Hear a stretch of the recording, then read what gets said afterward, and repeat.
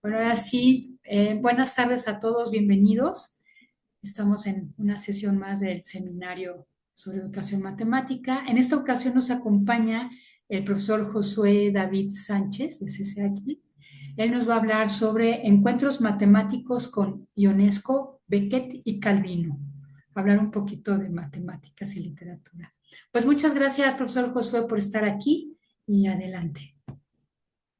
Muchas gracias, maestra Clara. Y pues muy buenas tardes a todos y a todas. Muchas gracias por darse el tiempo de conectarse, de estar acompañándonos en esta sesión más del seminario.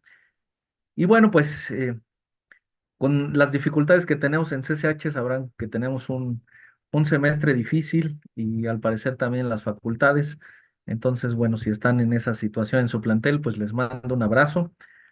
Con todo y las dificultades, pues aquí estamos tratando de hablar de matemáticas y de literatura.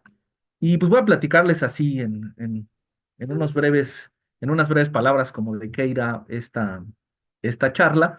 Eh, Como ya mencionó la profesora Clara, es un intento de poder hablar de matemáticas y de literatura con algunos autores que se dan o que se prestan en sus obras para poder hacer, hay que decirlo, un ejercicio de metaforización, ¿no? No hay, pues, si eso esperábamos, los decepciono de una vez, no hay ecuaciones ni expresiones algebraicas en las novelas de Calvino, en las obras de teatro de Beckett y de Ionesco. Sin embargo, si nosotros hacemos una lectura matemática, si nosotros nos ponemos los gogles o los lentes de la matemática, lo más probable es que encontremos ahí, en algunos casos escondido, en otros de manera muy precisa, algunas referencias que nos vienen a bien a las matemáticas. En primer lugar, les voy a platicar de un autor que me gusta mucho y del que seguramente ya he platicado en otras ocasiones y tuvimos la oportunidad de coincidir, que es la novela de las ciudades invisibles de Italo Calvino, que me parece que es uno de los ejemplos donde más fácilmente podemos hablar de matemáticas en un sentido práctico, en un sentido de que podemos encontrar herramientas matemáticas en sus relatos, pero también en un sentido que tiene que ver con los fundamentos de las matemáticas, cuando nos preguntamos más a fondo sobre el quehacer de los matemáticos y las matemáticas. Después ahí haremos una pequeña pausa, si podemos tener una interacción de algunas opiniones o preguntas, estará muy bien. Y después daremos el salto a estos otros dos autores en los que creo que es un poco más difícil poder ver las relaciones con las matemáticas porque tiene que ver con la naturaleza de la matemática, de la práctica matemática, pero bajo el enfoque de un lenguaje, pensar que las matemáticas son un lenguaje y tratar de ver si hay apariciones, similitudes, contrastes entre lo que es el lenguaje, del lenguaje natural, el lenguaje de la literatura. Porque sabrán que al menos en mi plantel, el CCH Naucalpan, pues estamos como muy comprometidos con el hecho de que la segunda lengua natural que hay que enseñarle a los alumnos y a las alumnas son las matemáticas, ¿no? Hablar bien en castellano y hablar bien en matemáticas. Entonces vamos a hacer ese intento, lo haremos en segundo lugar con Beckett y al final, si todo va bien, si todo marcha bien y el tiempo nos alcanza, pues cerraremos en este escritor rumano que es Ionesco. Entonces, ahí está el detalle de la charla. Entonces voy a irme un poco rápido en Calvino, porque les decía, es pues un autor el que seguramente habrán escuchado en otros momentos, o si coincidimos, y si van a ir a este encuentro que habrá jueves y viernes en la Facultad de Ciencias, y por allá nos estaremos saludando, también estaremos hablando de las ciudades matemáticas de Italo Calvino. Bueno, esta novela, no, esta colección de cuentos que es Las ciudades invisibles de Italo Calvino es un texto que yo recomendaría. Es más, les rogaría, les diría, por favor, inviten a sus alumnos y a sus alumnas o ustedes mismos, si no han tenido la oportunidad de coincidir, de revisar este texto porque es maravilloso. Hay muchas, digamos, guiños que podamos encontrar en esta obra que a lo mejor parecen casualidades. Y de esas son las que comúnmente más escuchamos. Sabrán que Las ciudades invisibles es un libro que tiene una especie de 11 capítulos, cada uno con 5 relatos, y todos ellos hablan de ciudades con nombres femeninos, y que son ciudades imaginadas. En esta coincidencia numérica, algunos han visto que el libro de las ciudades invisibles, pues que Calvino tenía la intención de presentarnos una novela que fuera más o menos poliédrica o que en algo se pareciera a alguna de las figuras que conocemos en geometría, en el caso de el dodecaedro o esta figura formada, este prisma formado por 12 pentágonos. Bueno, en la novela encontramos 11 de esos 5 pentágonos, si interpretamos de esa manera, y un quinto pentágono que forma parte de un diálogo que existe entre los dos personajes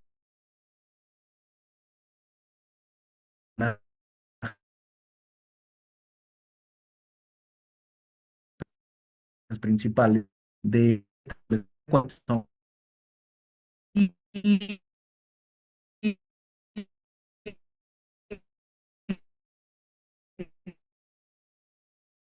no, él da cuenta con que su podemos como extraño. Si yo les dije que hay 11 capítulos, el otro,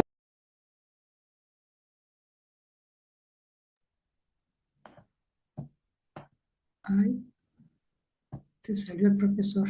Ah, aquí está. perdón, desaparecí. Como que lo perdimos, sí. Sí, no, no sé si fue apenas o ya llevaba un rato hablando solito y a lo mejor ya me había salido. No, se empezó a ir un poco cortado. Entonces estaba Ok, hablando del libro, de los capítulos. ¿Cuántos capítulos son? A perfecto. ver. Ajá. De los 11. Ok, bueno, esperemos que no vuelva a suceder. Perdón.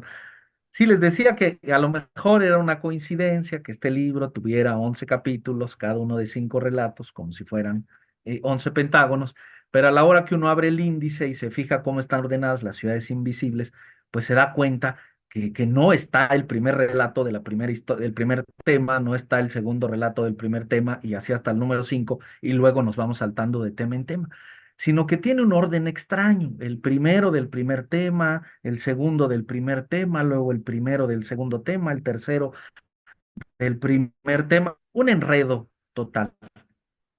Entonces, hay quienes se han puesto a revisar, o sea, por algo habrá hecho Calvino, no creo que se le hayan perdido las notas a su editor y lo hayan puesto todo revuelto. Si ustedes hacen fracciones y en el numerador colocan el número de relato y en el denominador el número de cada una de las 11 temáticas a las que hace referencia este libro, se darán cuenta que las fracciones que nos salen en el índice son unas viejas conocidas, y son exactamente aquellas que salen cuando nosotros aplicamos este método de diagonalización.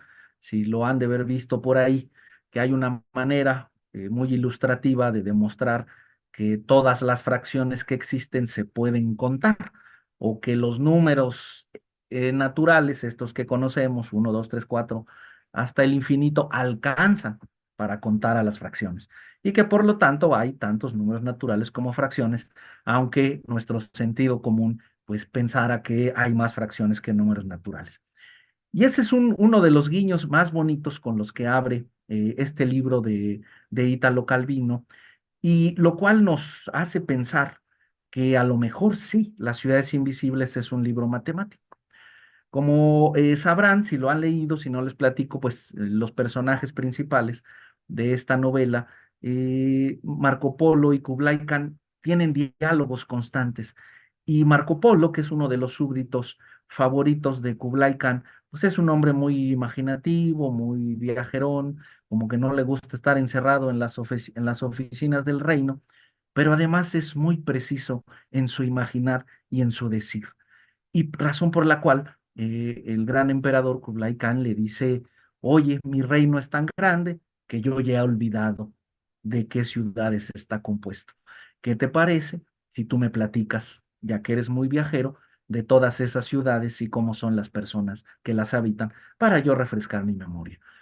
Y estos diálogos son maravillosos entre Kublai Khan y Marco Polo, y la interpretación que quiero decirles es que este libro, en esos diálogos, parece ser una propuesta del principio de definibilidad que nosotros conocemos en matemáticas. Las ciudades invisibles es un libro sobre el principio de comprensión, el cual utilizamos, por ejemplo, para definir conjuntos. Saben que los conjuntos se pueden definir por extensión, diciendo cuáles son los elementos de un conjunto, o por comprensión, es decir, hablando de las características o propiedades que tienen los elementos que forman un conjunto en particular.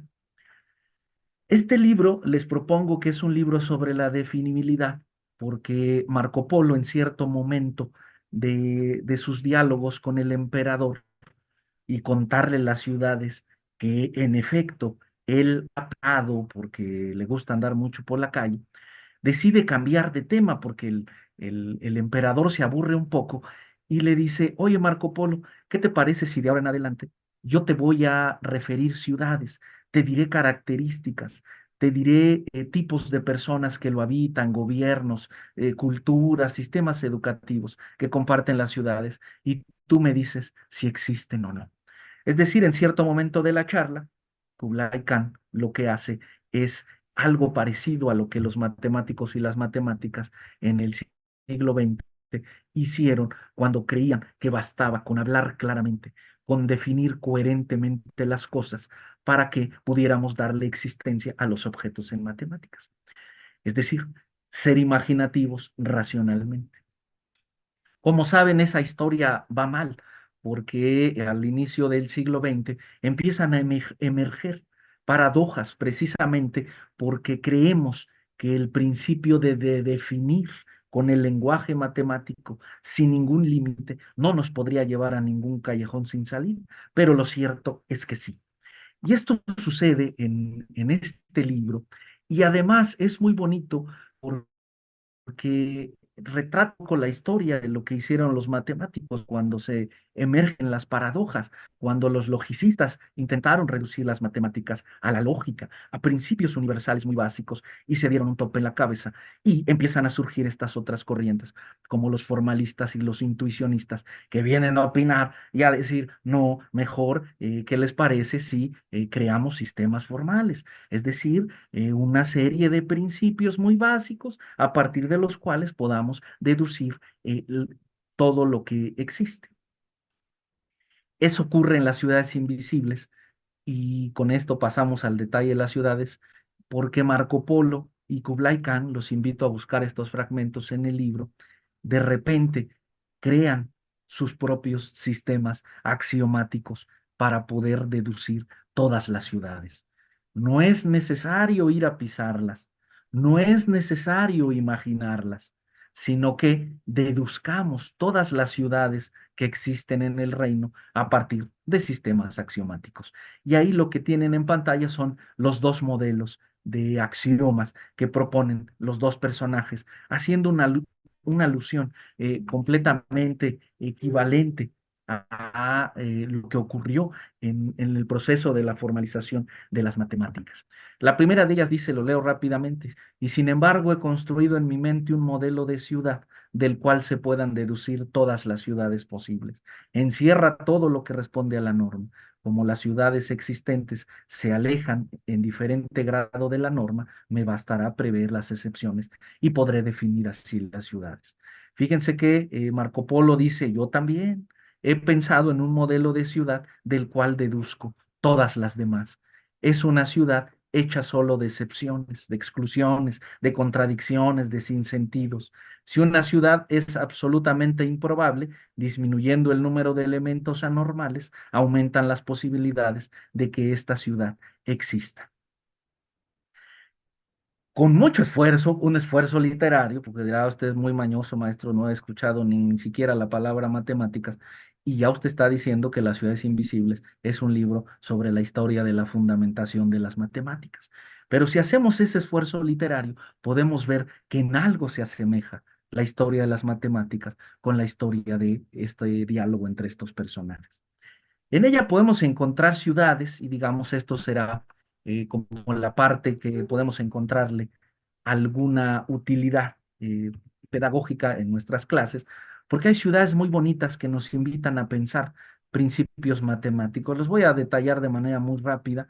Esta es la ciudad de Sobeida, es una ciudad que nos dice Calvino en breves renglones.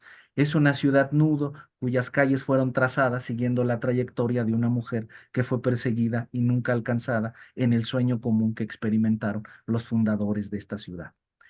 Uno lee la ciudad completa y uno se da cuenta que aquí hay una referencia a la teoría de nudos de las matemáticas. Esmeraldina es una ciudad acuática a la que una retícula de canales y calles se le superponen, de modo que la distancia más corta entre dos puntos nunca es una recta, sino un zigzag. Veremos que la única manera de hacer un trazo para una ciudad como la que se le ocurrió a Italo Calvino es pensar en fractales, que la distancia entre dos puntos no sea inmediata, sino zigzag siempre. Y si eso ocurre siempre, pues la estructura de los fractales en algo podría estar apareciendo en este relato. La ciudad de Valdrada extrapola un concepto de las matemáticas. Es una ciudad construida sobre la orilla de un lago y que se refleja de manera total sobre la superficie del lago. ¿Pero qué significa esto de manera total? Bueno, que la ciudad invertida, perdón, no solo refleja los relieves en las fachadas, sino incluso cada punto de cuanto se encuentra en su interior. La ciudad de Moriana es una ciudad muy bonita, es una ciudad esférica que, dice Calvino, podría obtenerse si identificamos cada punto del hemisferio norte con cada punto del hemisferio sur, y que en realidad no tiene espesor porque solo consta de un anverso y un reverso, lo cual la hace fina como una hoja de papel. Además de que son maravillosos, no sé les guste mucho o no la literatura, pero dense cuenta que además del valor literario que tiene cada una de las ciudades invisibles, tienen referencias a objetos que nosotros familiarmente vemos en nuestras clases de matemáticas y que nos podrían servir incluso para construirlas, algunas de papel, como es el caso que les acabo de mencionar. Sin embargo, hay algunas de las que no había tenido oportunidad de platicar y que se pueden explotar de una manera un poco más, pues, más matemática. Voy a saltarme estas dos para no demorar mucho en Calvino. Y esta es una ciudad muy bonita, muy explotable en clases, que se llama la ciudad de Zoe, y nos dice Calvino, bueno, algo bonito primero. En Zoe se rompe la hipótesis, perdón, sí, se rompe la hipótesis de que cada hombre lleva en la mente solo una ciudad hecha de diferencias, una ciudad sin figura y sin forma que las ciudades particulares rellenan. Y la ciudad de Zoe tiene esta particularidad: el viajero da vueltas y vueltas y no tiene sino dudas. Como no consigue distinguir los puntos de la ciudad, aún los puntos que están claros en su mente se mezclan, porque entonces la ciudad, ¿qué línea separa el dentro del afuera? La ciudad de Soe es una ciudad en la que sus habitantes no pueden distinguir nunca, independientemente de dónde se encuentren, si están dentro o están afuera. Y uno diría, pues qué ciudad tan rara, maestro, porque casi siempre uno sabe si ya llegó o ya se fue de la ciudad. Sin duda, le sonará que esta ciudad habla de un resultado famoso en matemáticas con el que se puede trabajar de una forma muy bonita en clase, que es el teorema de Jordán. Y el teorema de Jordán establece que una curva cerrada simple, de esas que nosotros usamos, por ejemplo, para dibujar mapas, porque aunque esté muy fea, podría ser el mapa de una ciudad, aunque desde aquí parece un Bob Esponja un poco flaco. Ese tipo de curvas, hay una estrategia para poder saber si estamos dentro o si estamos fuera. Y esa estrategia es agarrar un punto muy lejos de la ciudad, en otro estado de la República, y trazar líneas a diferentes puntos. Esos puntos nosotros queremos saber si están dentro o están fuera de la ciudad. Y si se ponen a contar, solo hay números pares o números impares de cruces. Y ese criterio sirve para saber si nosotros estamos fuera o estamos dentro de una curva cerrada simple o del mapa de una ciudad. Si la ciudad de Zoe fuera una ciudad normal de la que encontramos en los mapas de la papelería, uno podría utilizar ese criterio y decirle a sus habitantes cuándo están y cuándo no están. Calvino dice, sin dibujarnos la ciudad, que Zoe es una donde eso no se vale, donde es imposible, podría ser una interpretación, contar si el número de cruces que hay de un punto muy lejano hacia el punto donde yo estoy es un número par o un número impar con la gráfica o con la silueta del mapa.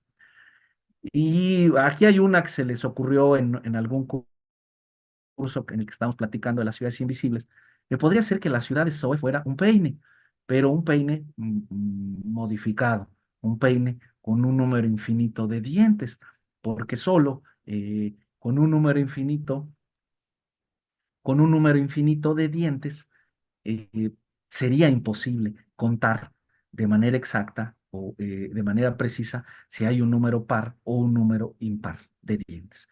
Pues fíjense que uno dirá, ah, pues ya anda usted, maestro, muy interpretativo y la ciudad de Zoe, pues le sacó muy buen provecho. Sabemos si esas eran las intenciones de Calvino, quién sabe, este, pero le gustaba mucho, a sus biógrafos dicen, le gustaban mucho las matemáticas, y en algunas otras de sus obras vemos que los principios de la física y de las matemáticas son los protagonistas en sus cuentos. Y con esto cerramos la última ciudad de Calvino antes de tener una pequeña interacción. Fíjense que es una ciudad bonita que me costó trabajo encontrarle una interpretación. Vea usted, maestro, es muy bueno para forzar las cosas. Pues vamos a ver si sí. Fíjense que esta es la ciudad de Isadora y la ciudad de Isadora la define Ítalo Calvino así. Al hombre que cabalga durante días le asalta el deseo de una ciudad. Aunque imposible de satisfacer, algo de este deseo se realiza con lo que el hombre que imagina pone en palabras respecto de Isadora. ¿Y qué dicen de Isadora estos hombres deseadores, deseantes? Bueno, en este lugar los palacios tienen escaleras de caracol incrustadas de caracolas marinas. Hay caracoles dentro de los caracoles, ¿no? Una estructura fractal. Pero viene lo interesante, donde se fabrican con todas las reglas del arte catalejos y violines, donde cuando el forastero está indeciso entre dos mujeres, siempre encuentra una tercera. Repito, el viajero en Isadora, siempre que está indeciso entre dos mujeres, puede encontrar una tercera. Entonces, esta pequeña frase nos permite abordar, a ver si les parece que sí, un poco las relaciones de orden en teoría de conjuntos.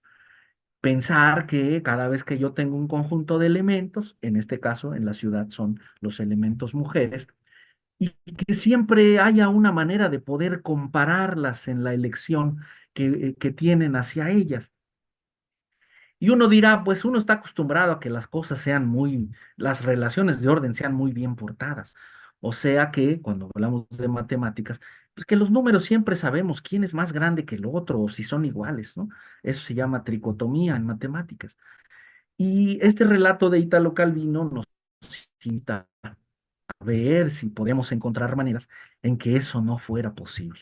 El modelo que ustedes están viendo en pantalla es un modelo de una Isadora sin relación de igualdad, es decir, donde no pasaría lo que dice Italo Calvino, que hay dos mujeres que parecen ser igualmente elegibles por sus características, por sus atributos, y que el hombre en ese lugar, pensando que es un conjunto, no, sin hacer la alusión a reducir elementos de un conjunto a las mujeres, por supuesto, pero que en ese conjunto hay siempre otro elemento llamado mujer que sería más preferible. Fíjense que es una regla, así como las con las que definimos cosas en matemáticas. Lo que les voy a proponer es que nosotros le atribuyéramos, hiciéramos una lista de valores, seguramente son muchos, de valores que pudieran ser ponderados y que pudieran tener las personas, ¿no? A1 sea la inteligencia, A2 sea el atributo de la honestidad, A3 sentido del humor, los que se les ocurran hasta una cierta cantidad y que esos valores tengan alguna ponderación numérica. Entonces, lo mañoso está en qué valor elegimos para esas cualidades. En la parte de abajo nosotros podemos ver la propuesta. La inteligencia vale 1, la honestidad vale 2, el sentido del humor vale 4, 8, 16, potencias de 2, ya vieron, ¿no? Entonces uno diría, un elemento de ese conjunto, una persona, tendría una lista finita de atributos y vamos a definir su valor de esa persona como la suma de los números que representan esa cantidad. De modo que, por ejemplo, aquí si yo tengo al elemento o a la mujer A que tiene el atributo 2, 4 y 16, Quién sabe si podría yo nombrar 16 atributos, soy malo para estas, pero supongamos que existen, ¿no? Y alguien solo tiene el atributo 32, quién sé quién será en la lista, ¿no? Uno muy valioso. Y fíjense que en este caso, si sumamos los atributos, 2, 4 y 16 es menor que el atributo único de valor 32. Por lo tanto, la persona A es menor que la persona B. Y uno podría preguntarse, ¿será cierto lo que dice Calvino en Isadora, que hay personas igualmente elegibles en nuestro modelo, igualmente valoradas o con el mismo valor numérico en esta lista de atributos? Y pues les invito a pensar, no es muy difícil deducirlo, que la suma de potencias de 2 no es una potencia de 2, porque si fuera una potencia de 2 sacaríamos la potencia de 2 más pequeña de la suma, la factorizaríamos y se la restaríamos al del otro lado, y si hacen ustedes cuentas, del lado izquierdo les quedaría un número impar y del otro lado un número par, ¿no? Es un ejercicio bonito para probar en clase que las potencias de 2 no son la suma de potencias de 2. También podemos ver que una potencia de 2 siempre es más grande que la suma, incluso de todas las potencias de 2 que están abajo de él, incluido 2 a la cero, para que sea bonita la cosa, ¿no? Entonces, fíjense que con este modelo de valoración, eh, hemos construido una Isadora donde no es posible que los hombres estén indecisos, porque no es posible la igualdad. Y uno diría, qué cosas tan raras. Estaría bonito que existieran así sistemas de números donde solo, o conjuntos de cosas, donde solo pudiéramos decir que uno es mayor que el otro, pero nunca son iguales. Entonces uno diría, sí, maestro, pero entonces ¿para qué habla de Isadora si está hablando de una ciudad donde no pasa lo de Isadora? Pues elijamos de manera diferente. Ya se darán cuenta que si los valores, perdón, si los atributos les damos valores numéricos, enteros, consecutivos, pues la cosa ya se pone más bonita, ¿no? Porque ahí sí es posible que una serie de números sumados me den otro, ¿no? Porque ahí no son potencias de dos o potencias de otro número. Entonces, en este caso, sí es posible que alguien estuviera un poco indeciso porque hay una relación de igualdad entre los elementos de ese conjunto. Y además, como dice Calvino, siempre que estamos indecisos entre dos, podemos elegir una tercera. Y esa tercera sería la unión, por ejemplo, de los atributos que pertenezcan a las dos mujeres que tienen atributos iguales y pues nos da un conjunto con más elementos y con un valor numérico mayor porque todos son cantidades positivas. Entonces, fíjense que uno, pues estoy dando la propuesta de que se puede jugar, ¿no? Con los relatos de Italo Calvino para poder hablar de cosas que nos interesan en matemáticas, en este caso, las relaciones de orden. Y ya por último, para cerrar con Calvino, les propongo esta otra, que los atributos, repito, creo que me quedé ahí paralizado, les propongo esta otra, que es que los atributos sean características que no tengan necesariamente una ponderación numérica, ¿no? Que la inteligencia solo sea el atributo uno o la cualidad uno. Sentido del humor, cualidad 2, pero no tiene un número que me permita saber si es más grande que la inteligencia. Y proponemos la relación de orden de la siguiente manera. Una persona es menor que otra en el sentido de esta relación de orden si el conjunto de atributos que tiene la primera persona está contenido estrictamente en los atributos que tiene la otra. Por ejemplo, aquí alguien tiene C1, C4, C5, ya ni sabemos qué son, pero son valores, y ese será menor que otro que tenga los mismos y alguno más, ¿no? Estar contenido propiamente nos da la relación de orden. Y además aquí agregamos el hecho de que suponemos que las personas son, no sé cómo llamaríamos ese principio de la identidad, ¿no?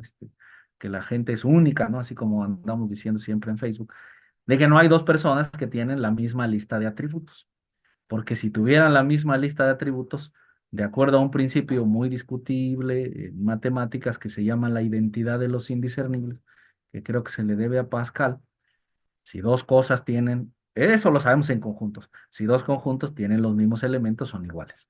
Si dos personas tienen los mismos atributos, si se predica lo mismo de dos personas, absolutamente de todo, se predica lo mismo, esas personas tendrían que ser la misma, de acuerdo al principio de identidad de los indiscernibles. Y vean que con esta forma de definir, sí hay mujeres o personas menores o mayores en esta relación de orden, pero hay mujeres incomparables, porque dado la manera en que hemos definido la relación de orden, si alguien tiene el atributo C1 y alguien tiene el atributo C2, ahí no hay ninguna contención, de modo que me quedo paralizado. No puedo decir quién es mayor o menor que la otra, mucho menos si son iguales. Entonces sería una ciudad donde las relaciones de orden son medio canijas, ¿no? No son tricotómicas, como uno quiere que sean las relaciones de orden con los números. Es decir, que siempre podamos decir si alguien es menor, mayor o igual entre dos, ¿no? Y así como esa, hay muchas ciudades invisibles que se pueden explotar. Por ahí busquen la ciudad de Leandra, es una ciudad muy bonita que habla sobre los números racionales y los números irracionales. La ciudad de Dorotea está relacionada con este principio de en cuántas zonas podemos dividir una región cuando usamos una, dos, tres, cuatro o más rectas. Son problemas bonitos que podemos llevar a clase y que además tienen como pretexto pues un relato muy bonito que escribió Italo Calvino, ¿no? Entonces, si les parece, nos olvidamos un poquito de Italo Calvino, damos un respiro, yo le tomo a mi agüita y me gustaría, pues si quisieran comentar algo, si ya conocían la obra, si les ha parecido que pudiera ser pertinente en sus clases, pues estaría muy bien escucharlos en lo que nos tomamos una pausa y dejo de compartir para vernos más de cerca. Adelante, maestro Esteban, buenas tardes. Hola, profesor, buenas tardes. Quisiera, primero felicitarlos. Está padrísima su ponencia, lo que llevamos. Gracias. Eh, no he dejado de maravillarme con todo lo que nos platica. Hasta hice unas anotaciones, por aquí. Hay muchos temas de los que usted platica. Yo doy clase aquí en la facultad. Sí, Y por ejemplo, hace ratito que hablaba del mapa de Ítalo, creo, el del peine infinito. sí, Esa cosa se puede ver en topología, en algo que se llama teoría de continuos. Yo lo vi, pero en la maestría, no lo vi precisamente en la licenciatura, lo vi en la maestría, y sí. se estudian algunas propiedades acerca de esa figura geométrica que tiene que ver con compactos, con nexos, etcétera, etcétera. Pero me la recordó.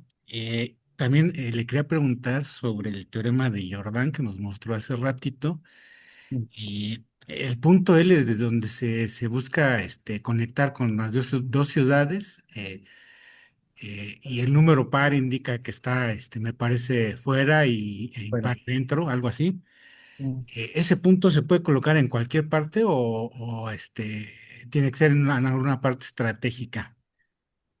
pues yo creo que si no, si soltamos la imaginación, así como en el caso del peine, podríamos hacer dibujos en donde por más que nosotros alejáramos un punto, porque la idea es eso, o sea que tú identificas la ciudad pensando que la ciudad es una curva cerrada y nosotros nos la imaginamos como abarcando una región del plano finita.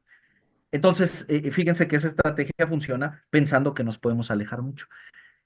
Pero vean que podríamos dibujar curvas en donde tienen una extensión infinita. O sea, me imagino que los peines tienen una longitud bastante grande como para que Ah, eso pudiera dificultarse un poco. La limitante es que las curvas cerradas simples, a las que nos estamos refiriendo en este caso, deben tener una región para asuntos de la clase limitada en el plano cartesiano, para que ese punto siempre lo podamos elegir, ¿no? Porque, no sé, ahorita se me ocurre, imagínense un peine que tiene sus dientes hacia todos lados y con una longitud increíblemente grande, como para que no para que sea muy difícil decir, ya estoy lejos de la ciudad, o ya estoy fuera de la ciudad, porque hay una ciudad de Italo Calvino, que les decía, me parece que es Sicilia, donde dice que es una ciudad donde los habitantes no saben dónde están, porque Cecilia es una sucesión que es densa en todos lados, pero es una ciudad puntual. Pero si está en todos lados, entonces de alguna manera estoy en todos lados del universo, pero al mismo tiempo no estoy, solo estoy en Cecilia, porque Cecilia es densa en esos lugares. Entonces siento que en el caso del teorema de Jordan, en clase, esa podría ser la limitante, ¿no? Pero en principio, ese punto debe ser lo suficientemente lejano como para que nos alejemos de la curva cerrada y Sí. entonces ahora sí dirigir los puntos, ¿no? Qué padre. Ya, perdón por tomar tanto la palabra, es que la verdad me Perfecto. llama mucho la atención. Yo había leído algo de estructuras fractales en algunas obras, pero hasta ahorita que lo escucho, ya me voy dando cuenta a qué se refiere. Ya nada más como última pregunta, por ahorita, eso de que el libro se puede leer como un poliedro me llama la atención sin perder la estructura. Más o menos eso, ¿cómo se entiende? O sea, que yo leo ¿cómo leo como si fuera un poliedro eso? Bueno, la estructura es, digamos, los lectores de Calvino, y les decía, parece más una coincidencia o no sabemos si es una intención, pero lo decían porque hay 11 capítulos de 5 relatos cada uno, y si interpretamos cada relato como un pentágono, casi tenemos el poliedro formado por 12 pentágonos. Y quien le gustó mucho esa interpretación poliédrica dice, ¿y oh, dónde quedó el último pentágono? Que digamos Ajá. estaría hueco en la figura.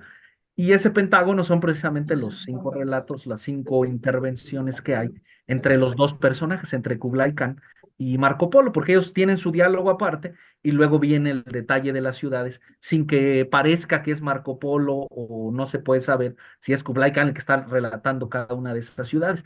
Pero digamos, esa es, por eso les decía, en un ejercicio pues metafórico, pensar que Calvino quería ser una figura poliédrica, que no sé, por ahí hay como interpretaciones de los poliedros, de los sólidos platónicos, y precisamente este tenía una importancia ya lejos de la ciencia, digamos, mística, religiosa, y que no, digamos, los lectores de Calvino no descartan que Ítalo Calvino tuviera esa intención de decirnos, ahí les va un libro matemático, nomás viendo el índice, y luego la forma de ordenar los relatos, dice, pareciera que Italo Calvino nos dice, voy a escribir un libro que sigue los trazos o las estelas del infinito, porque utiliza esta diagonal que también se utiliza, o sea, se conoce como la diagonal de Cantor, para describir sus capítulos, que yo digo, es tomarse mucha molestia para hacer un índice.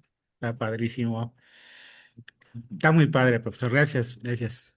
Gracias, maestro Esteban, y ahorita que le ve el rostro, pues yo lo tengo cubierto, pero a mí me tocó hacer el servicio social ahí en el en el taller de mate, En el también taller. Ah, lo recuerdo. un gusto saludarlo. Igualmente. Hay otro comentario de la profesora Carmen. Adelante. Sí, buenas tardes. Am, bueno, para mí esta plática me resulta maravillosa. Sí, soy amante de la literatura y amante de las matemáticas porque pues soy amante de los lenguajes. Ajá, sí, entonces, ahorita que viste esto de de la estructura poliédrica, dije, "Oh, wow, me está reventando aquí la cabeza, ¿no? Con todo esto. Está padrísimo, padrísimo. Yo doy clases en CCH Sur y desde siempre, pues también la vinculación con con la literatura, pues me ha gustado, ¿no? Vincular esto. Y Italo especialmente es algo que se presta para miles de cosas. Por ejemplo, este de las ciudades invisibles, también se presta para una cuestión combinatoria, ¿no? Porque él invita a que lo leamos como que cuántos tipos o cuántos órdenes puede tener esta lectura, porque pues la pueden leer como quieran, no necesariamente un orden lineal del capítulo uno al capítulo, ¿no? ¿Sí? Entonces nos insta, nos invita incluso a hacer todo este tipo de cosas, ajá, de juegos, y al final también al interior de cada uno de los capítulos, de verdad se me hace genial, siempre se me ha hecho genial Italo, que siempre nos sorprende, ¿no? Nos sorprende. Y ahorita me ha sorprendido con varias cosas, ¿eh? También, o sea, uno nunca acaba la lectura de esto, ¿no? Es infinita esta lectura. Sí, me ha encantado la plática. Sí, desgraciadamente entré un poco tarde porque cuando entré apenas vi la invitación y dije, oh, ahorita está, voy a ponerla. Pero sí, muchísimas felicidades. Qué bueno que se hacen este tipo de cosas actualmente, de verdad, a mí me fascinan. Ajá. Y pues sí, con mis alumnos luego los pongo a leer. Con ellos leí las cósmicos cómicas, ajá, Ah, claro, sí. para que aprendieran un poco de, pues habla de la evolución del universo, bueno, habla de cosas muy divertidas aparte, ¿no? Es súper Sí, yo divertido me con sus acuerdo ahorita, personajes. maestra, de un relato de ahí de las cosmicómicas, Ajá, de un hombre celoso que está ajá. enamorado de una mujer y están cayendo por el espacio, por el universo.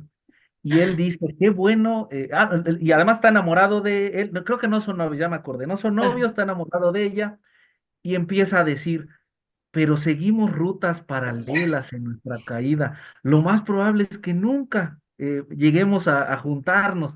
Y empieza a conjeturar, pero eso sería si el universo fuera plano, porque si el universo fuera, Sí, fuera curvo, entonces vamos a encontrarnos alguna vez para y hace comer. un drama enorme porque dice, pero ¿qué tal si hay otra paralela? Y Lobachevsky dice que hay un montón de paralelas y que se van a cruzar. Entonces ese relato, ese libro también es fascinante Es de Italo. fascinante. Ajá. Sí, sí, sí, es fascinante porque realmente, aparte plagado de humor, ¿no?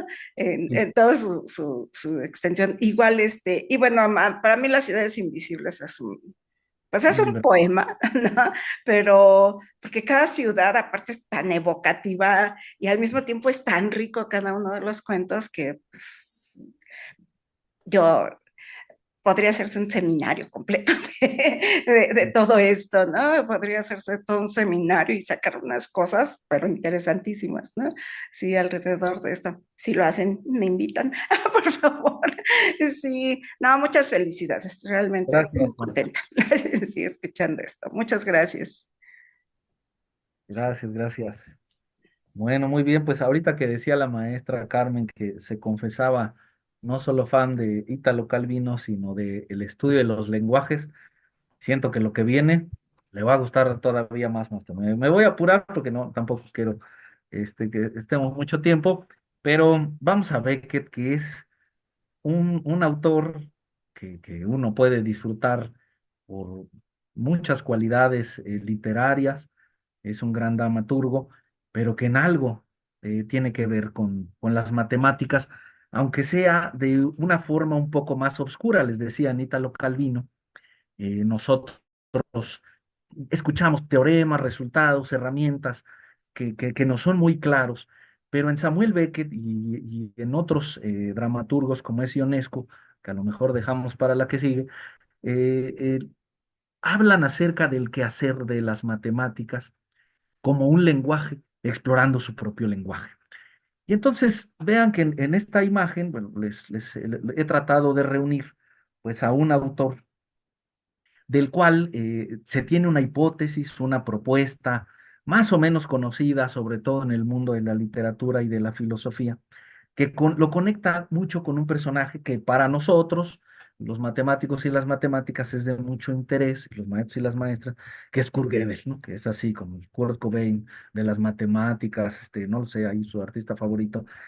Y cuando hablo de Samuel Beckett, este dramaturgo inglés, y que es uno de mis escritores favoritos, pues pudiera decirles que quizá la obra más conocida de él es Esperando a Godot.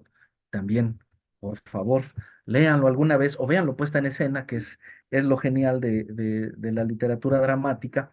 Pero también escribió otras obras un poco más raras, como pueden ser las novelas de Molo y del Innombrable, Malón muere, y piezas teatrales como Esperando a Godot, y otras un poco más obscuras e indescifrables, como puede ser Los Días Felices.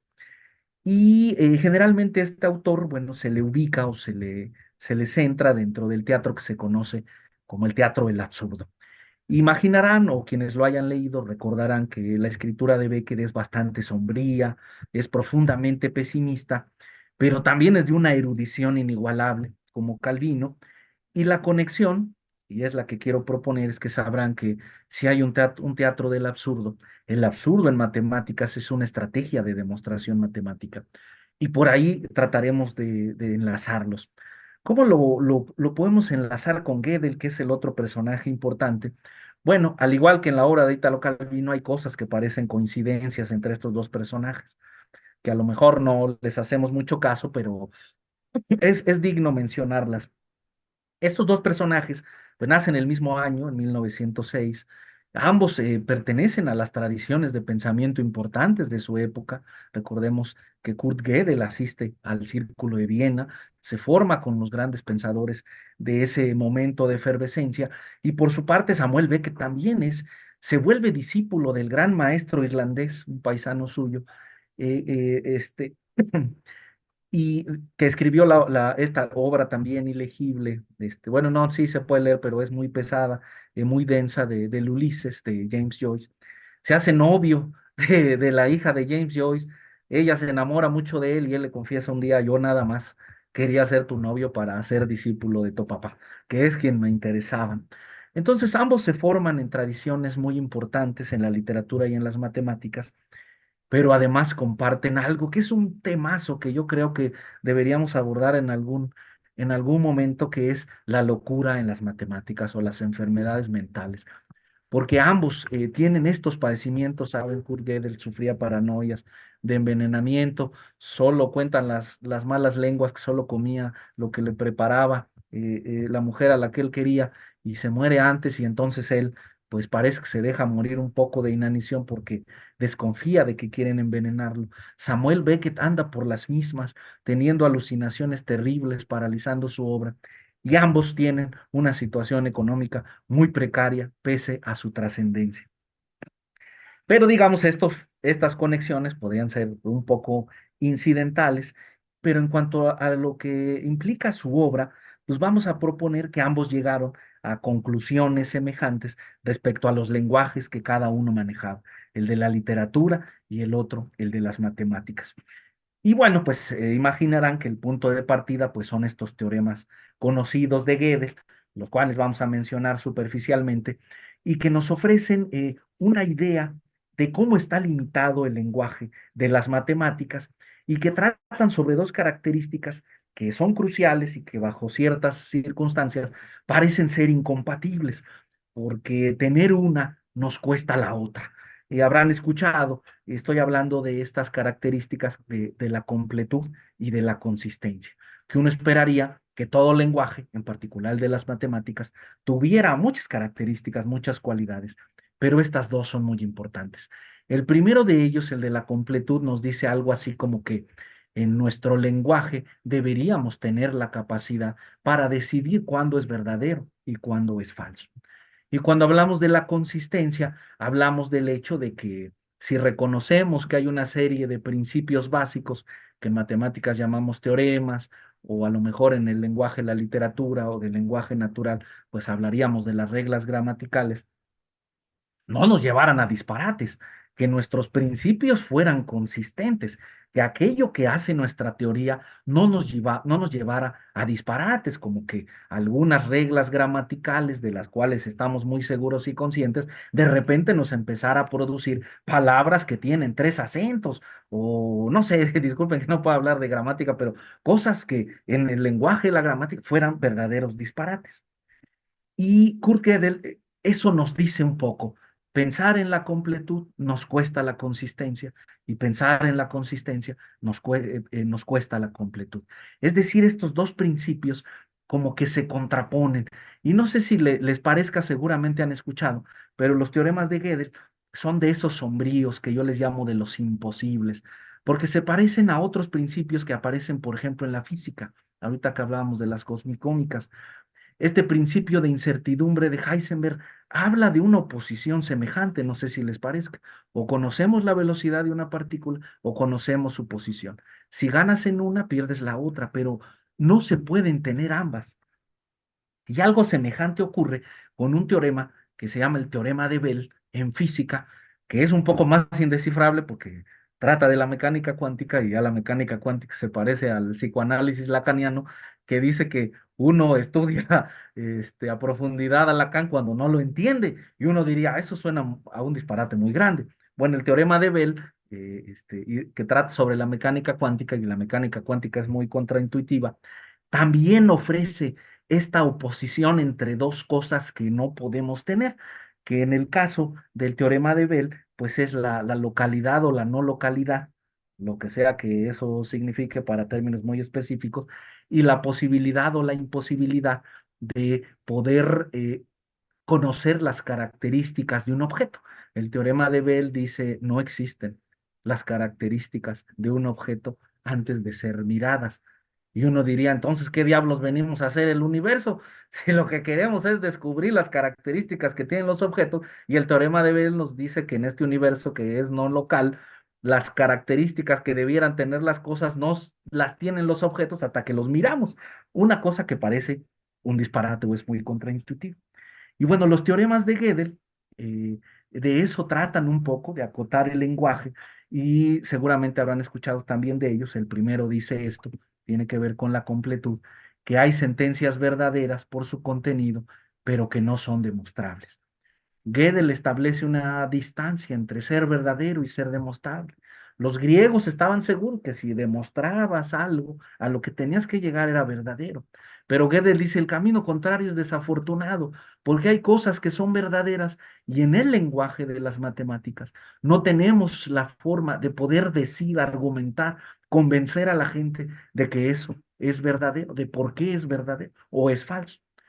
Y el otro teorema, el segundo teorema de Gödel, dice, bueno, eso que dicen llamar la consistencia de existir es una cosa que no se puede llegar a ella desde el sistema mismo, ¿no? O sea, traduciéndolo, digamos, al ámbito de la literatura, que es al que vamos a saltar, es como decir que nuestro propio lenguaje es insuficiente para decir cosas verdaderas, fundamentales, generales e importantes de nuestro propio lenguaje. Las cosas más fundamentales escapan al lenguaje mismo si queremos hacer esas investigaciones desde el nuestro. Fíjense entonces que Beckett, saltando a la literatura, parece que va en ese mismo sentido en el que parece trazar Kurt Gödel, porque Beckett retomará esa dirección, por supuesto, en su obra, en lo que respecta a las indagaciones del lenguaje en la literatura.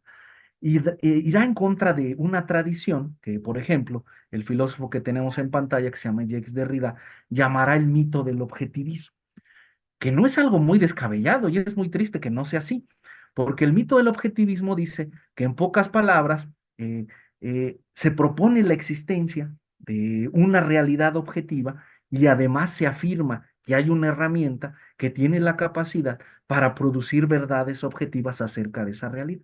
Se imaginarán que esa herramienta es el lenguaje. Nuestro lenguaje se corresponde con la realidad y el lenguaje cuenta directamente, puede dar cuenta, perdón, directamente de la realidad de las cosas. Fíjense que suena muy bonito el mito del objetivismo. Lo que yo digo de las cosas se puede contrastar con la realidad y si se parecen mucho son verdaderas. Qué poderoso es el lenguaje. Fíjense que esta visión muy optimista y que no suena nada mal expresa una creencia muy fuerte en el poder discursivo que nosotros tenemos. Esa creencia y esa confianza se parece mucho a la que teníamos en las matemáticas antes de Kurt Gödel. Derrida, si lo parafraseamos un poco, porque también es medio oscuro, expresará esa desconfianza que le da el enfoque del mito del objetivismo de la siguiente manera. Y dice, en la experiencia de hablar y de comunicarnos, sucede que yo quiero decir algo, pero siempre estoy obligado a significar otra cosa. Y uno se pregunta, pero ¿cómo podría estar obligado a decir más cosas de las que quiero decir o de las que escribo? ¿Acaso no hay un único núcleo de significado en lo que yo quiero decir cuando escribo o cuando hablo? Este filósofo va a proponer, viendo esta evidencia que si hay en el lenguaje exactamente lo que parece en estas preguntas, pues va a proponer que hay un método que se llama la deconstrucción, hoy en día muy famoso, ¿verdad? Que todos quieren ser machos deconstruidos, y que la deconstrucción es una estrategia de lectura que busca un mecanismo que pudiera sobrepasar las intenciones del autor que escribe un texto o que dice algo. Este filósofo va a afirmar algo muy crucial para el lenguaje.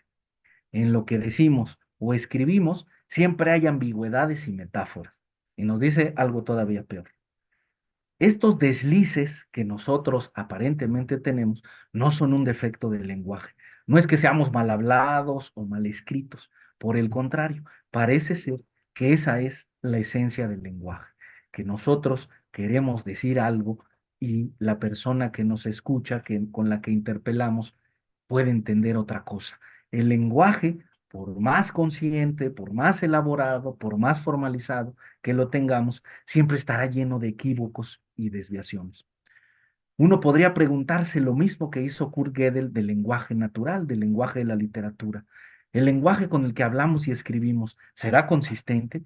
¿Será completo nuestro lenguaje como aspirábamos que fuera el lenguaje de las matemáticas? Y es ahí donde salta Samuel Beckett en esta postura contra el mito del objetivismo. Porque Beckett, en su experiencia del lenguaje, pues él va a optar por un camino más pesimista, porque Derrida dice, hay que conformarnos porque el lenguaje es así, está lleno de equívocos, pero no tiene mayor gravedad. Y Beckett dirá esto, tratando de parafrasear a Derrida, quiero decir algo y por más que intento, no hago sino andar en círculos, soy incapaz de comunicar nada. No solo no hay un núcleo de significado en el texto, sino que no lo hay en la existencia ni en la vida misma. Y vámonos de bajada con Beckett. Fíjense que algunos de sus lectores, gente que sigue de cerca la obra de Beckett, considera que su escritura es algebraica. Respecto a este libro que mencionaba al principio, Esperando a Godot, Roland Barthes decía algo muy bonito. Decía, ahí el lenguaje, en Esperando a Godot, ese lenguaje es tan suficientemente pleno que se parece al lenguaje de las matemáticas. Otro crítico francés, que se llama Juan Benet, afirmaba que Beckett era un algebrista, que no era correcto ver en su obra solamente el lenguaje del absurdo, sino el de alguien que había logrado reducir el monólogo a la mínima expresión del drama.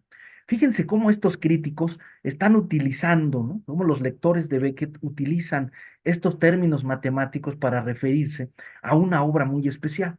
Y me parece que uno de los libros que más fascinantemente retrata esta cercanía de esta escritura sobria, exacta, precisa de Beckett, como el de las matemáticas, es un autor que se llama español, que se llama Francisco González, y hay un libro genial que se llama Esperando a Gödel, en toda sintonía y en eco con Esperando a Godot, y ahí él hace una suposición muy grande. Dice, Beckett alguna vez en su obra soñó con un lenguaje que fuera igual de autónomo, de consistente y de completo que el de las matemáticas. Pero parece que ese sueño, como mucho de lo que hay en la obra de Samuel Beckett y como mucho de lo que hay en la obra de Gödel, pues fracasó. Porque muy pronto este dramaturgo descubre que al igual de Gödel, el carácter del lenguaje con el que nos expresamos, es igual de indecidible. Hay dos obras de Samuel Beckett, poco conocidas, difíciles de encontrar, que es What y Cómo es, de los años 60, y ahí Beckett describe un lenguaje que parece que se ha alejado del paradigma de la razón, que podría tener, digamos, su momento de esplendor en el siglo XX, y en lugar de ese lenguaje nos hemos quedado con uno que se convierte en la expresión de lo indecidible. Es como si en términos matemáticos nosotros hubiéramos iniciado un problema, lo hubiéramos enunciado, pero al mismo tiempo hubiésemos perdido todas las posibilidades de resolverlo. A pesar de eso, a pesar de esta idea que retrata en los años 60 Beckett del lenguaje, los personajes que él utiliza nunca renuncian al razonamiento. Hay una novela, igual difícil, de estas que no conocen los puntos y las comas, que se llama Molo y que trata de un personaje que es cojo y que intenta regresar a la casa de su mamá, pero nunca está seguro de qué es lo que va a hacer y de hacia dónde va. En su viaje, él confiesa que le gustan mucho las matemáticas, pese a que son ridículas y tienen una utilidad muy limitada desde la perspectiva de Molo. En esa travesía, este personaje, a quien alguien ha mandado asesinar sin ninguna razón y que no se sabe a lo largo de toda la obra, procura siempre mantener su pensamiento en los límites del cálculo. Cuenta y permuta las piedras que tiene en los bolsos de su abrigo y a menudo habla de objetos cuya forma se parece mucho al de la letra que nosotros utilizamos para representar las incógnitas. Pero pese a ello, pese a que se empecina en la racionalidad, la identidad de Molloy va a desaparecer. Se va a confundir con la del propio persecutor, y esta es una hipótesis de lectura. El cuerpo de su persecutor se empezará a asemejar mucho al de Beckett. La persona que quiere, perdón, a Molloy, la persona que quiere asesinar a Molloy de pronto se vuelve cojo, de pronto se vuelve igual de despistado, igual de harapiento que Molloy, y al final de la novela parece como si Molloy y su persecutor fueran la misma persona, como si fueran las caras indiscernibles de una banda de medios. Molloy es una de las novelas más fascinantes que no solo expresa esta distancia, este pesimismo y esta tristeza frente al lenguaje, sino que también nos da una postura con respecto a las matemáticas, a esta utilidad que parece no tener mucho sentido en el mundo pese a todos los avances que nosotros conocemos en la ciencia. Y para finalizar, como ven, siento que el poder de los teoremas de Gödel tiene un alcance metafórico y que de alguna manera incide con el lenguaje natural, con el lenguaje de la literatura. El autor del que les platicaba, Francisco González, asegura que en esta trilogía ilegible, compuesta por los libros de Molo y Malón muere y El Innombrable, la situación de los protagonistas se parece mucho a la de los matemáticos después de Gödel, porque estos personajes están enfrentados a este dilema, verdadero pero indemostrable. Por ello, estos personajes en estas novelas sin mucha trama siempre siguen adelante, pero nunca saben a dónde los van a llevar sus palabras. Así como no podemos demostrar la consistencia de un sistema formal desde el propio sistema, los personajes de Beckett no pueden cuantificar su racionalidad. No pueden verse a sí mismos porque tienen los pies pegados a un lenguaje irracionalmente racional y patológicamente autorreferencial, precisamente como las paradojas que en el siglo XX pues dieron dolores de cabeza a los matemáticos. Al no encontrar un principio absoluto que nos dé propósito en la vida, como nos dice Beckett, Beckett ve un fracaso en el lenguaje como una vía de comunicación. Y la recomendación que nos da este escritor es que ya que seremos víctimas de los límites del lenguaje, lo único que queda es enfrentarse a uno mismo en su mundo inventado que tenemos en la cabeza. El ser humano, dice Beckett, es una cosa que se piensa a sí misma, sola y aislada, como los sistemas formales que fueron incapaces de probar su consistencia y de la que tanto nos habló Beckett. Y con esto cierro porque me emociona mucho hablar de Beckett y ojalá puedan leer este autor. Si este lenguaje, como el de las matemáticas, es impotente para recrear la realidad y solo se reduce a despojos de significados, a pobres sistemas de signos fragmentados, entonces Beckett nos invita a través de estas obras no solo a dudar, sino como lo hizo también Gödel, a fracasar. Molloy y Esperando a Godot, siento que son dos referencias en las que uno puede encontrar esta posición de este autor frente al lenguaje, que en algo se parece a lo que quiso comunicarnos Gödel. Fíjense que aquí el ejercicio es un poco más difícil, no tanto como en Las ciudades invisibles con Italo Calvino, pero esta es una hipótesis más o menos difundida en los círculos de la filosofía de la ciencia y de la literatura que el teorema de Gödel tiene incidencia, a lo mejor no directa, diría más bien que tiene su símil en otros ejercicios de escritura, como pueden ser los de estos autores, Samuel Beckett y Ionesco, viendo la hora y ahorita vamos a hacer una pausa, yo creo que mejor lo dejamos para otra sesión del seminario, pero mientras igual, pues si les gusta, si les parece, perdón, hacemos otro ejercicio de intervenciones. ¿Qué les parece la obra de Beckett y este acercamiento que nos propone este autor de, digamos, las conclusiones a las que se llega respecto al lenguaje de las matemáticas y respecto al lenguaje de la literatura?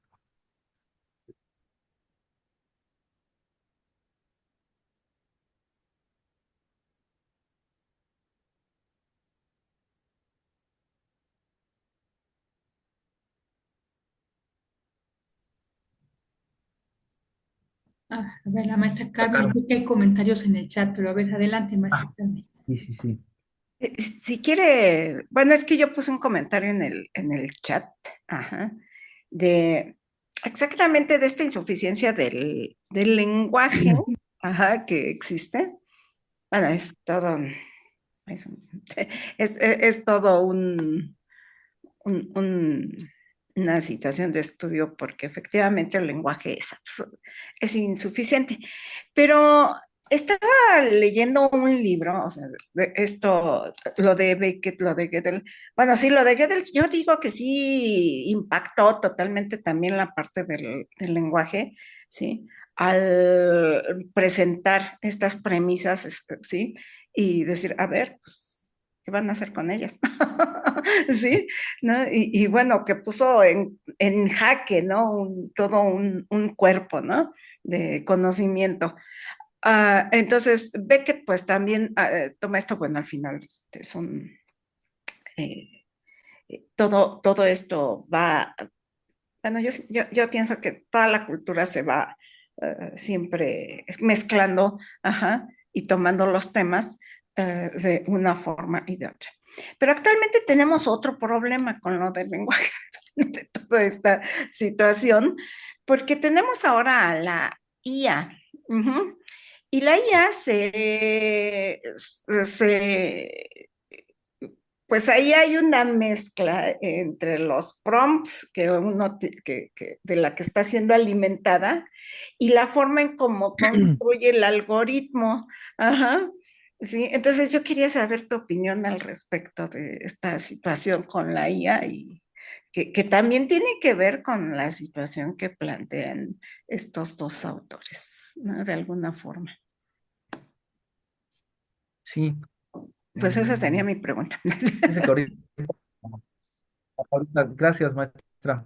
Sí, ahorita que la escuchaba y cuando bueno, termino de hacer esta exposición, que es un intento de acercar el lenguaje de la literatura y el lenguaje de las matemáticas como si en sus fundamentos en algo se parecieran, y que en sus limitaciones estuviesen acotados más o menos por la misma falta de características, pensaba en lo que está produciendo o en lo que va a producir, no sé cómo lo vean ustedes, el uso de la inteligencia artificial en todas las materias, particularmente en matemáticas.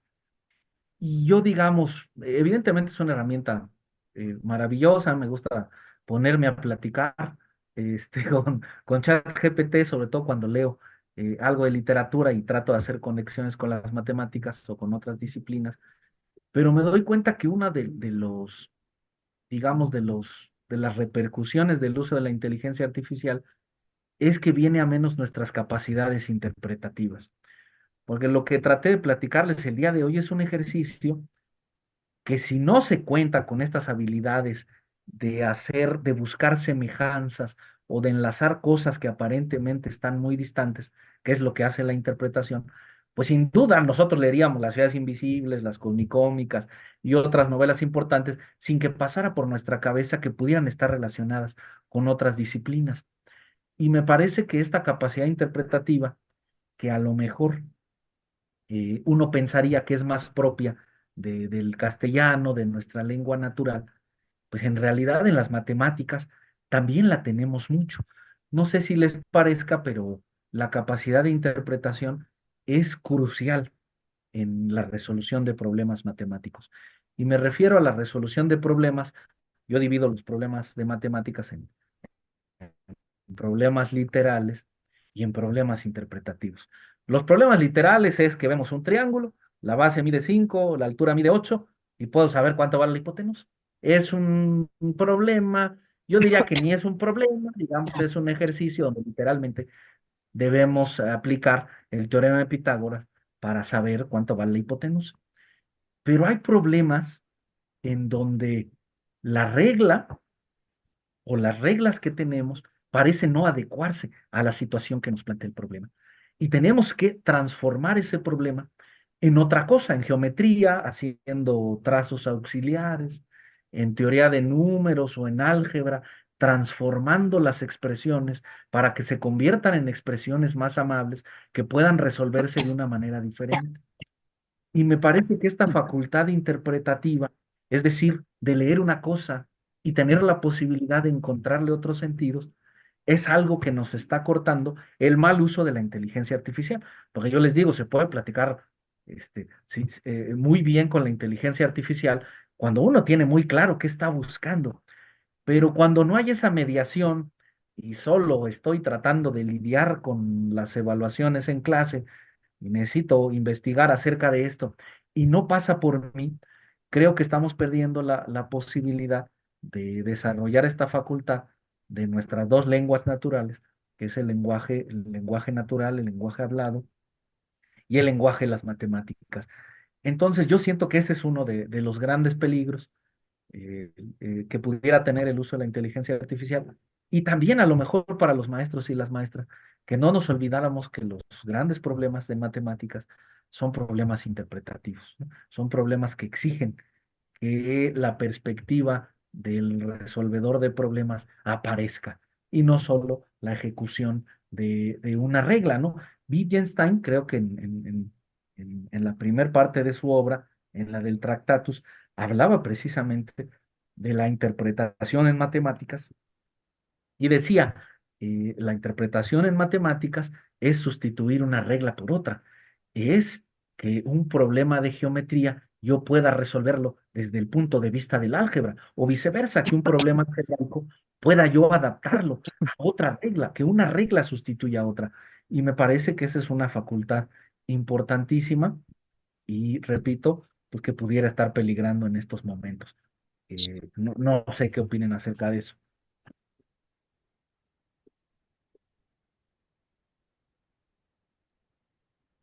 No sé, bueno, todavía siempre se inventan cosas que no sabemos cuál va a ser su impacto en realidad, ¿no? Sí. No, nos rebasan por mucho, ¿no?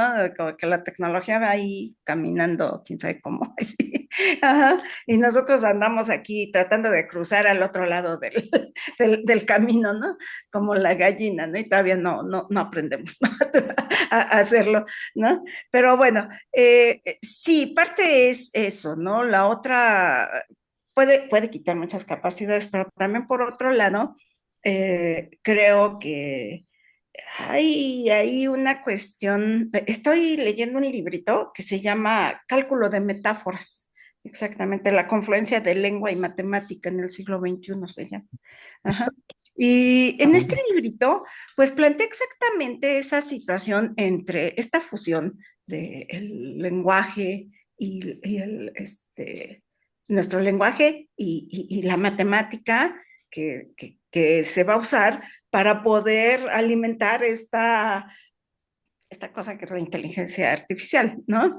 Sí, no tanto como de los peligros que podrían traer, que bueno, creo que es otro tema adicional, ajá, sí, un tema que aparte a muchos nos tiene así como, wow, y los chamacos, y cómo le hago para que no lo usen, y bueno, uno está acá pensando mil arañas, ¿no? Sí, cosa que no, creo que tampoco es correcto, pero bueno, en fin, ¿no?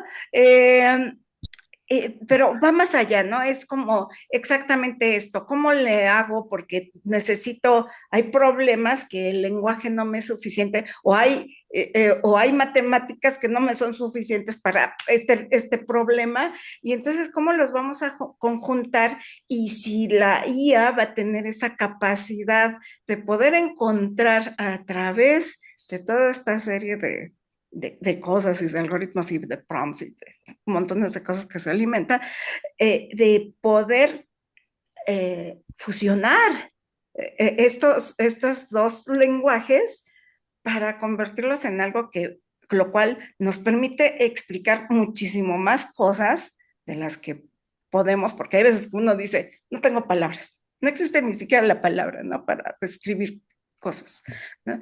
Y si a lo mejor nos llega a dar esa capacidad, no sé, ajá, sí, sí, de los miedos, pues bueno, somos bien miedosos los seres humanos, ¿no? Y yo insisto que todavía no cruzamos el camino, pero bueno, ¿no? Pero pues tenemos que ir adaptando poco a poco esta cuestión de la tecnología, irla conociendo, ajá. Creo que tiene muchas cosas padres la IA, Ujú. Y este debate que se ha soltado alrededor de los lenguajes, ¿no? En torno, pues, a esto, ¿no? Esta situación. Sí. Se me hace súper interesante. Les quería preguntar nada más una cosa. No esta sesión, ustedes la están grabando, pero la envían o la suben a algún sitio en especial para verla completa. Sí, se está grabando, se Ajá. sube a la página de Integrando FC. Ah, ok. Sí, gracias. Ahí están todas las sesiones de este seminario. Ah, correcto. Sí, para verla completa, porque yo ahí entré tarde. Muchas gracias. ¿No? De que A usted, maestra. A usted, maestra. Sí, muchas gracias. Hay un comentario muy interesante en el chat de la profesora Carolina Quirasco, regresando a Ítalo Calvino. Dice, de Sí. hecho, creo que Cantor basa su geometría fractal en las historias que le contaba su tío, el cual tomaba su inspiración justamente de Calvino. Pues, ¿qué historias? Mm. Sí, Bueno, sí, pues digamos, ahí queda a nivel de comentarios. Sí, pero como comentaba la maestra Carmen, sí siento que Ítalo es más contemporáneo, ajá, este, que Cantor, sí, sí, sin duda. Sí, tampoco sabemos, ¿no? O sea, por ejemplo, a mí uno de los grandes preguntas después de hacer esta lectura de Samuel Beckett y Gödel es si ellos se leyeron entre sí. O sea, si o sea, llegan a conclusiones semejantes respecto cada quien a su ámbito de expertise, pero uno cuando lee y hace esta lectura matemática pareciera que sin duda en algo, ¿no? O sea, que en algo los teoremas de Gödel pudieron haber influido en un estilo de la literatura, o al revés, ¿no? Que un estilo literario pudiera detonar ideas que pudieran formalizarse y poder trabajar sobre las potencialidades del lenguaje, que es uno de los temas, pues, fascinantes, cómo es que dos autores pertenecientes incluso a disciplinas diferentes, pudieran estar conectados de la manera en que lo hacen estos dos personajes, ¿no? Ah, pues muy interesante. Y sí, queda pendiente hablar de Ionesco.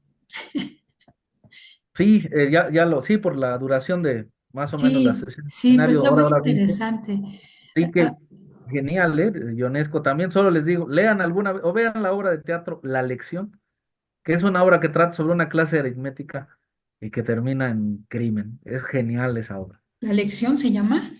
La lección, que no es muy conocida esa obra de Ionesco, generalmente uno lee El rinoceronte, La cantante calva, pero Ah, este es fascinante, ¿no? ya tenemos tarea. Ahora que ya vienen vacaciones de diciembre, podemos darnos el tiempo para leer o para ver estas Sí, sí, obras. sí, más. Sí, pues muchas Pues, gracias, profesor Josué. No sé si hay algún otro comentario. Ah, sí, siempre es un gusto escucharte, que si fueron contemporáneos. Pues muy interesante. Ah, Rubén, adelante. bueno, sí.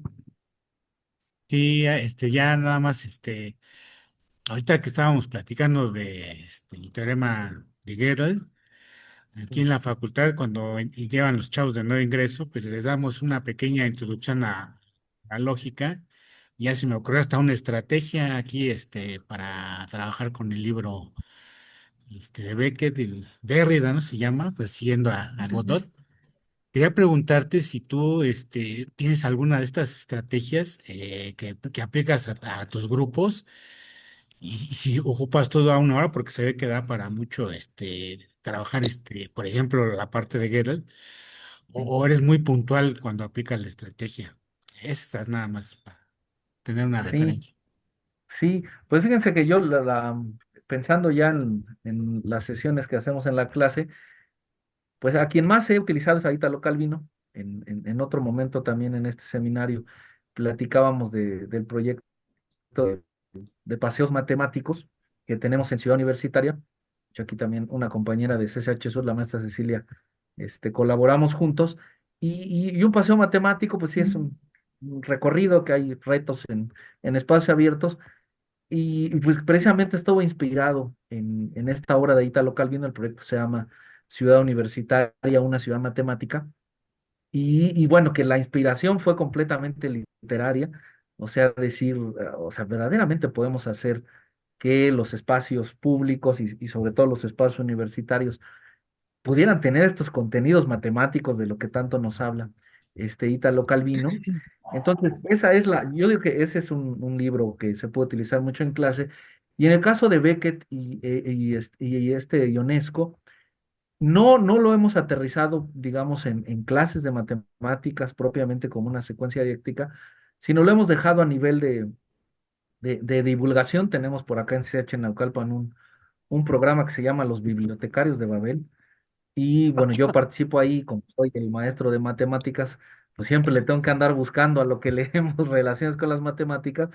Y es ahí donde hemos dejado a lectura una obra, la discutimos con los alumnos y presentamos estas interpretaciones, ¿no? Pero ahí, digamos, de manera más a nivel de divulgación, porque sí es un poco más difícil, ¿no? O sea, hablar de estos temas a lo mejor como de Beckett y las relaciones en el lenguaje en clase, a diferencia de Calvino, que pues, podemos sacar hasta ejercicios y problemas de las ciudades, ¿no?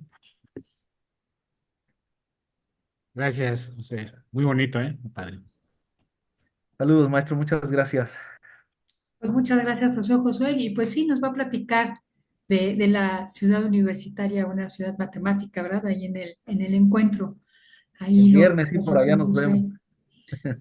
Pues muchas gracias, gracias. Queda pendiente para enero. Seguimos en Claro, enero. con gusto. Ya me pondré de acuerdo con usted para seguir con esta plática. Muchas Bueno, gracias y bienvenidos a muchísimas gracias a todos. todos y a todas. Nos vemos, ojalá y nos veamos jueves o viernes en el encuentro. Gracias a todos y nos Bonita estamos tarde. viendo. Coman rico. Hasta luego. Hasta Dejo de luego. grabar.